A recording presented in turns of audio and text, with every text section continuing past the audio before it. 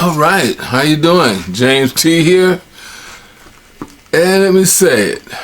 Welcome to January 18th, 2026.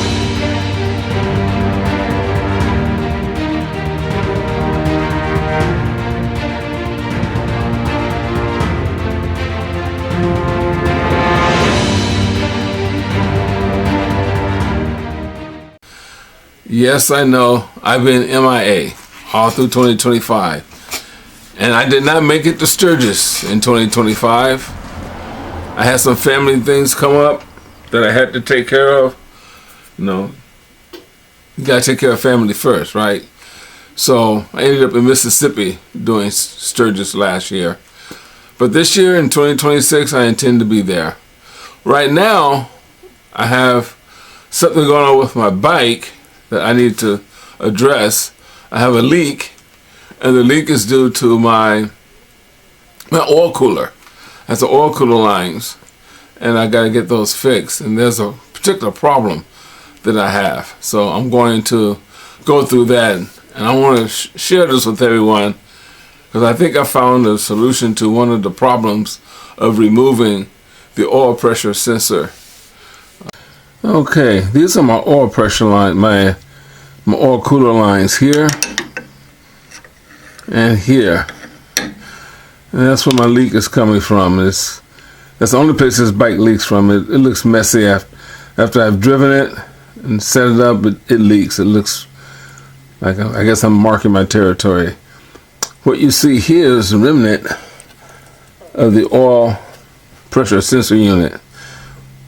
I tried to use a socket to take it off, and I broke it, which is what I thought was going to happen. I should kind of set this up so I can show you.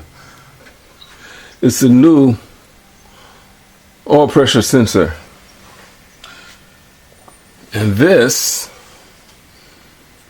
is a socket that you use to get it off with. It's a 27 millimeter socket that fits it perfectly. However, the problem is when you try to slip it over the unit, the frame is in the way and it bends, so you can't get it over it. And what I did, I forced it over the old unit. And when I did that,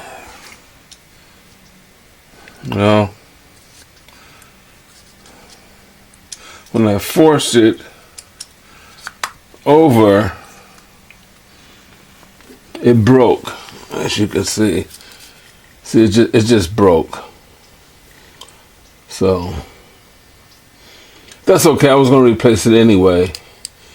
It looks to me, I didn't put this on initially. When I redid my engine, I put the S&S in it.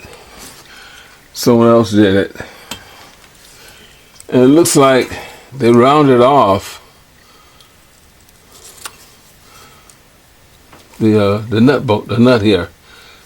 The nut bolt. They just rounded it off, getting it on with some vice grips or pliers or something. I want to try to avoid that.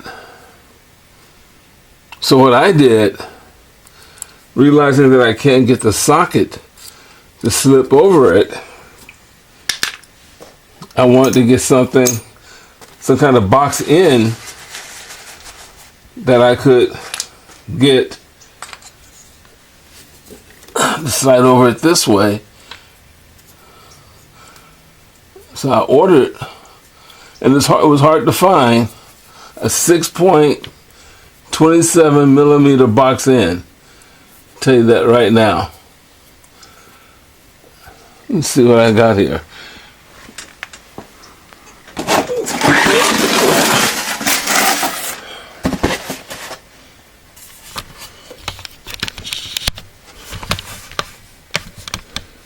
Here we go. This is the box of what I ordered, right?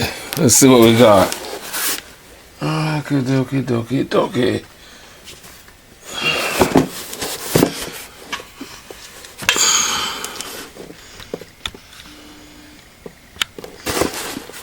Okay, let's open this bad boy up.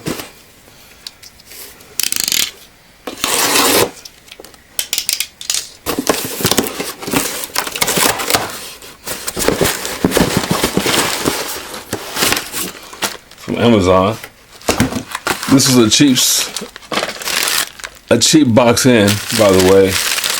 Most box in like this size were typically running $20 to $24. This was $12. Let's see why it was so cheap. Okay, now I understand why it was so cheap. It's got bugs in here. Look at that. It's kind of thin, and this looks kind of too big to me. Meaning, it's not going to slip over it like I want it to. Hold on here. That part's good. Yeah. It's too big. SOB. Okay, you can see my idea is to be able to slip it on like this, and I can torque it down here. And you need a 6-inch. I had a 12-inch, a 6-point wrench. A 12-inch point I had, but it doesn't grab it that well. It slips. So this is too big. It's too much junk around the edge here. So I'm going to see if I can grind that down. This only $12 for this thing, so I really want to get this on properly. I don't want to do what someone did. You can take a look at this and see how this was rounded off by using the improper tools to put it on with. I don't want that if I can help it. So that's where we are. See what we got to do. I'm going to see about grinding this down. See the modifications I made, kind of grind that thing down a little bit. This is what it's supposed to do. Let me show you. Now I can take this in here, the close in, box in, whatever you want to call it, slip it over. I can go all the way down now, and I can turn it, right? Show you exactly what I mean. I try to take the socket, slip it over, it hits the frame, and it will not slide over the sensor unit. It just will not do it. So what I did, I found a 6-point 27 millimeter open in, box in, open in. It's the open in.